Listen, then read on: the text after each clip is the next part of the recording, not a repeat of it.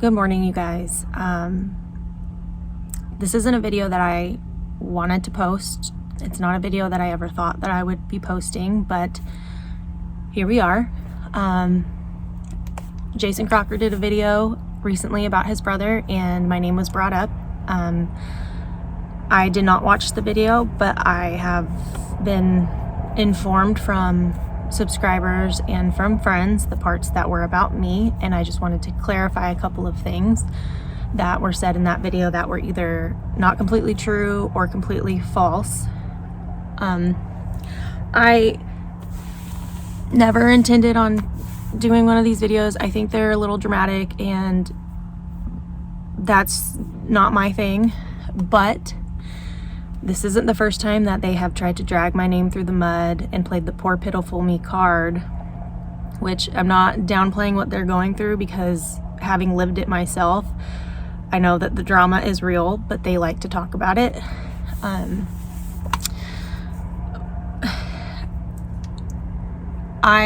If I wanted to do a video to try and ruin the Crockers, I would have done that years ago.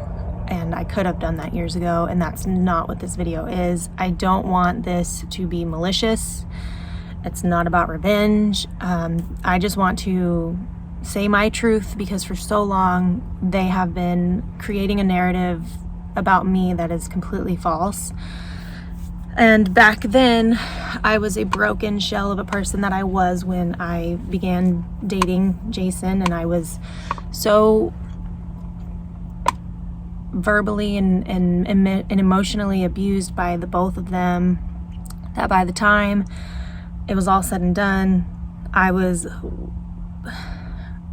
afraid to speak up, because anytime I spoke up, they would send their subscribers after me, and they were the cruelest that you could possibly think of, being online and people saying things to you.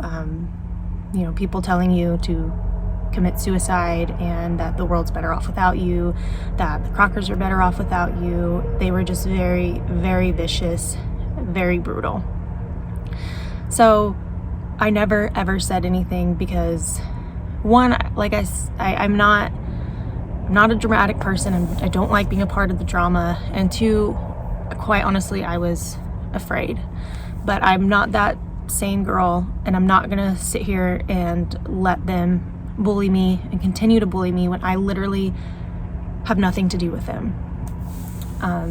I do want to say that I apologize publicly to Keeping It Dutch and anyone else that Jason bullied while him and I were together. I wholeheartedly believe that I was a part of the problem, because I didn't speak up and I didn't say, hey, look, it's not okay that you're saying this, it's not okay that you're doing this. I just stood by, because at the time, that's what our relationship was. He was in control, and I just did what I was told to do.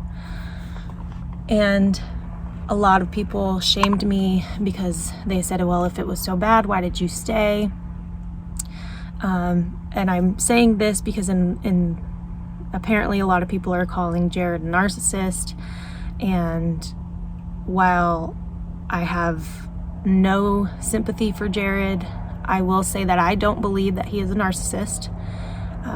I spent 5 years of my life in close quarters with the two of them. I believe that Jason is a narcissist, and I believe Jared has narcissistic tendencies because of it.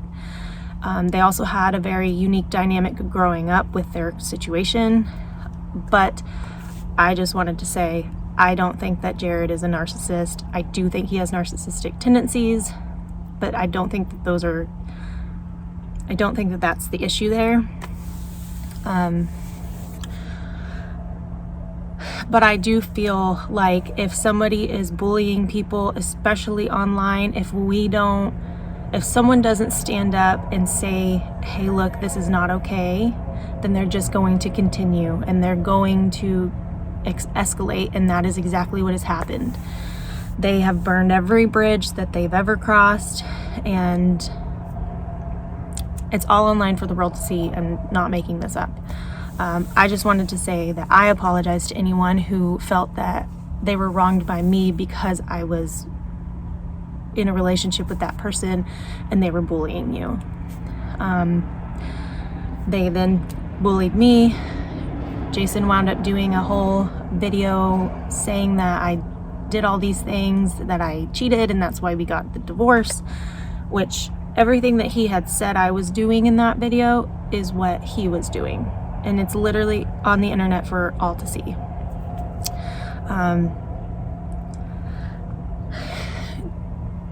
I don't want this to be a super negative video. I just want to clarify some things that have been on my chest. Something that always, it doesn't get to me, but it does bother me, is I still to this day, after so many years, I still to this day get people coming at me saying that I run away when things get tough because I ran away from my marriage, and Jason worked so hard to save our marriage and I just ran away. And I just want to clarify here that I fought so hard for that marriage, and I thank God for unanswered prayers. I do want to say that, because looking back now, I was just trying to do the right thing, but it wasn't the right thing for me. The reason I did not go to Oklahoma is because when we went to the ranch, at his family's ranch in South Texas, it took a toll on our marriage. We hit the lowest point that we had ever hit together, and we almost got a divorce because of it. Then we came back to Terrell and we decided we were going to move to Oklahoma. Dutch gave us his property, and I told Jason, the ranch nearly killed us. I don't want that to happen again. If we go to Oklahoma, I want to prioritize our marriage, and I want to focus on that and make that our number one priority, and YouTube can be second. But I wanted to fix our marriage and focus on each other and work on that, because it was just, there was no relationship at that point. We were together, but there was no affection, there was no love, there was nothing left. So the only thing that we had was YouTube. And Jason's response to that was, you don't have what it takes to make it on YouTube, so I'm just gonna go by myself. So his response to me wanting to prioritize our marriage was, well, if that's your headspace, you don't have what it takes to make it on YouTube, which blew my mind. So that's when I walked away. I fought really, really hard for that marriage, and I walked away when it was very obvious to me that his priority was YouTube. So I just wanted to clarify that. I know that a lot of people are angry with me that I didn't go to Oklahoma, but no one actually knows that that's what happened, and that's why I didn't go. And the entire time he was there saying that he was building us this tiny house and he was working so hard for me, he refused to talk to me. And, you know, you guys saw that he had multiple women on his channel that he either had relations with or actually dated.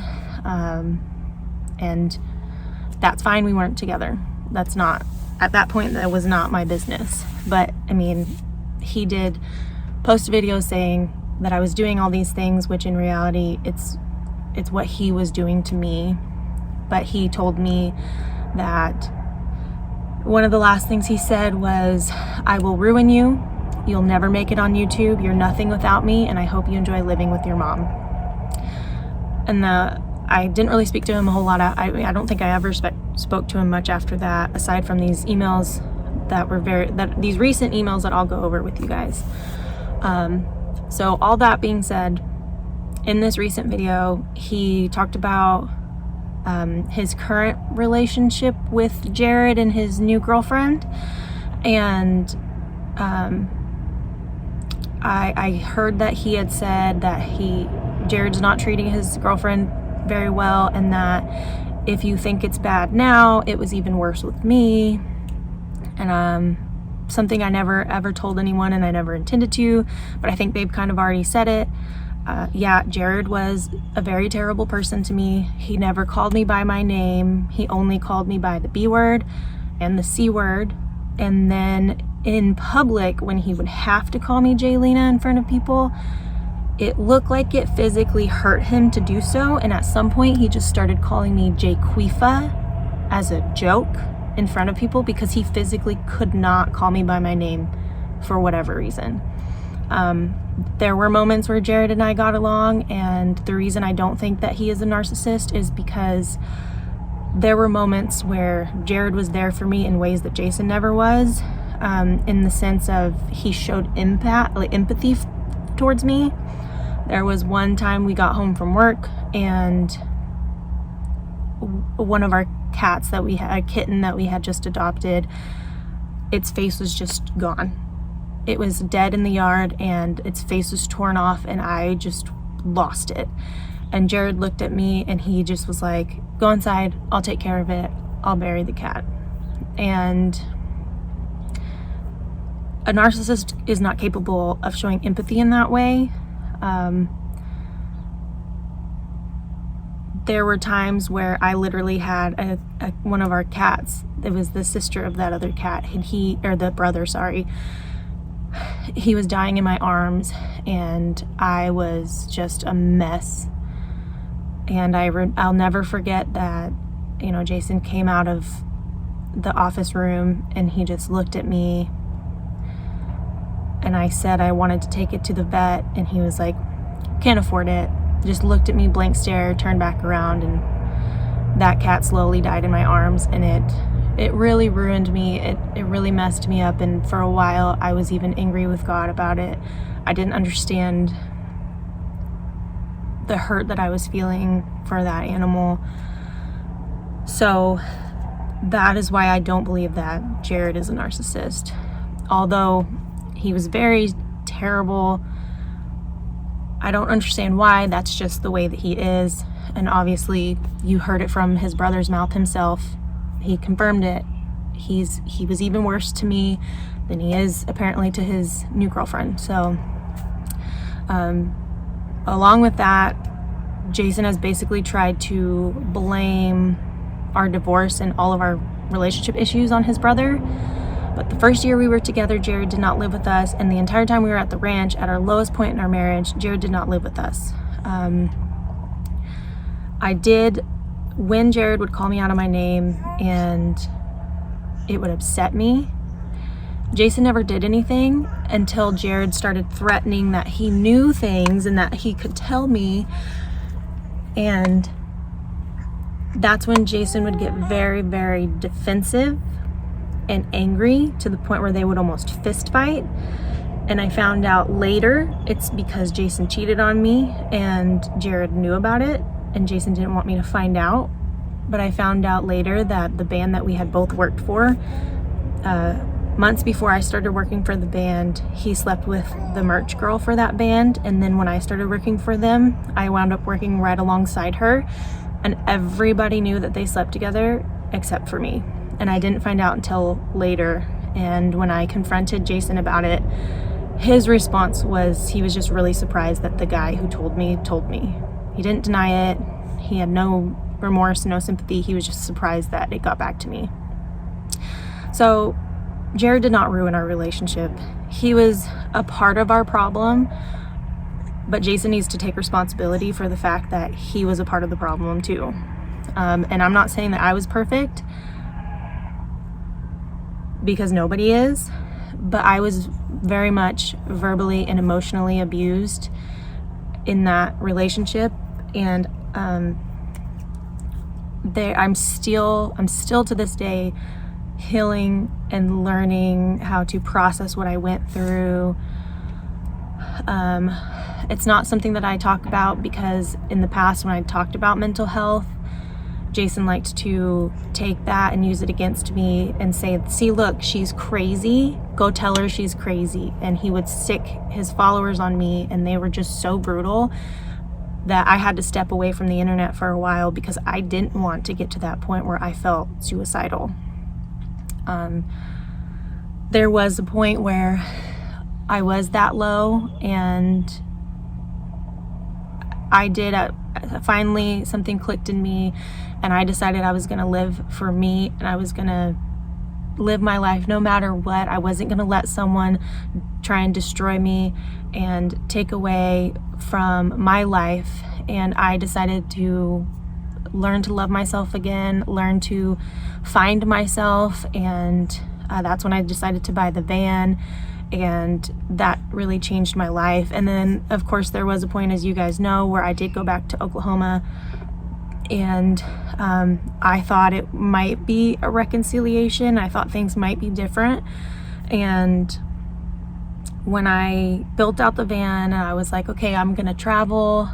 Jason basically said, if you're gonna be with me, you're not gonna travel. And I went anyways. And then that's when he put out the video saying that I did all the things that I did that I literally didn't do. So that brings me to, I just wanted to say my piece with all of that. That brings me to the Texas property. I can't read the emails because I'm using my phone to film this video, and I didn't think about that until just now. But I will say, and I'm just gonna be really honest, because I think what he's saying is that I'm refusing to sign and that I'm bitter about it. And a lot of people are like, why are you seeking revenge? You need to let go of the past. I've definitely moved on. I've let go of the past. I'm still healing from the past. I'm still processing all the things that I went through. And my partner Isaac has been very understanding, and he knows a lot about the things that I've gone through, and he has been so patient with working with me in having to learn how to be affectionate, because for so long I didn't have that. I'll forever be grateful to Isaac for the grace and the patience that he's shown me. He is the most wonderful person I've ever met.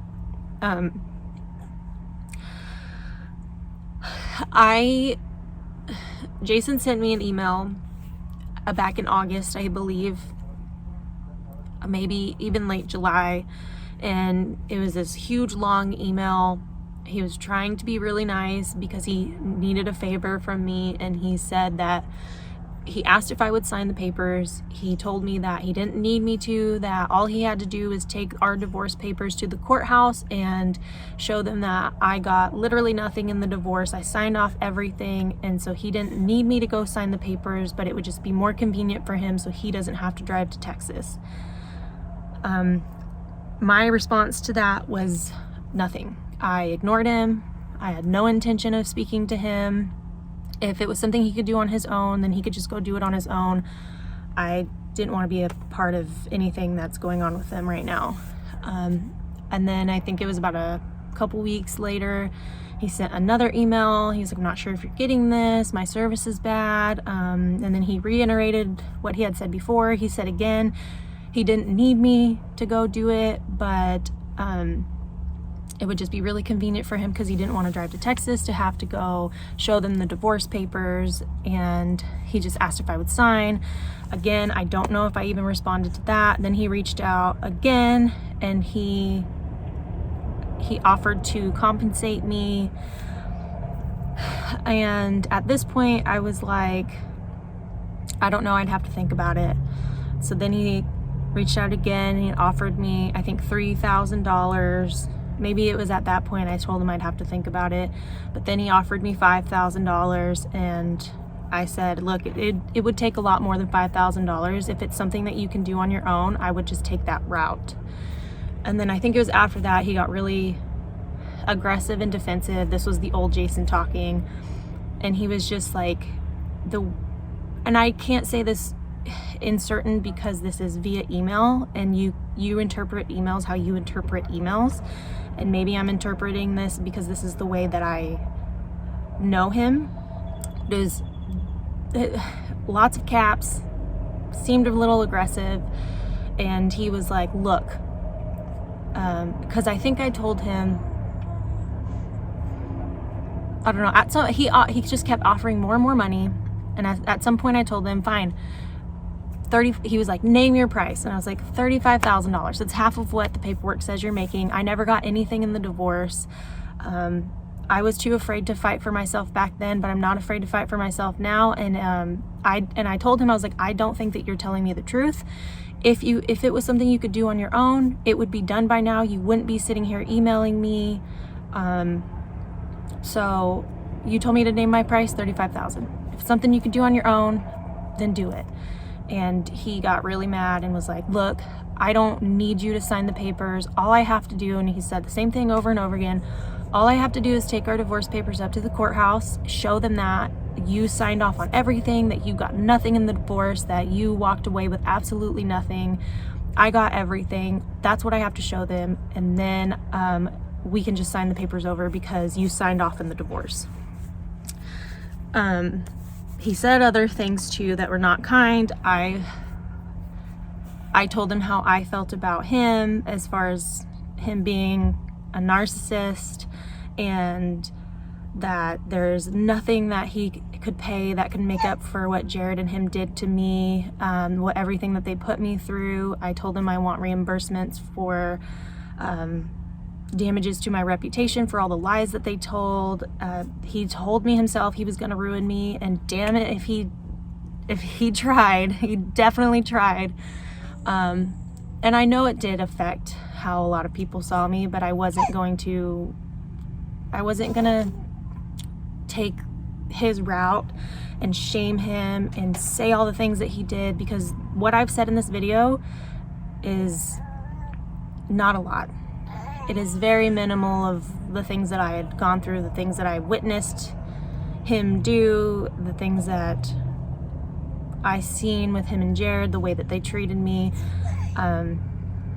I just didn't want to stoop to his level, so I never said anything. I never stood up for myself. But they continue to not just bully me, but they continue to bully other people.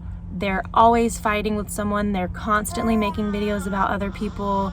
And I only know this because those people often reach out to me, and I don't keep up with their channel. I don't watch any of their videos. Honestly, I get triggered if I hear his voice, and so I just don't. I'll refuse to watch the videos. I refuse to even, I don't like when people tell me about them. I'm still processing and healing from everything that I've gone through. But I'm not gonna sit back and let them drag my name through the mud again. Everything that Jason has said, for the most part, is a lie. Jared was not the cause of our problems. I'm not refusing to sign the papers. Jason has just told me multiple times that he doesn't need me to sign the papers. It would just be really convenient for him if I did, so that he doesn't have to drive to Texas. I don't even really know what else to say besides that. That's pretty much all. I pretty much said what I need to say about the situation. And, you know, I don't know his dynamic with his current relationship. I do know that once I quit my job and we were on YouTube full time, that's when he really changed and started to control me more.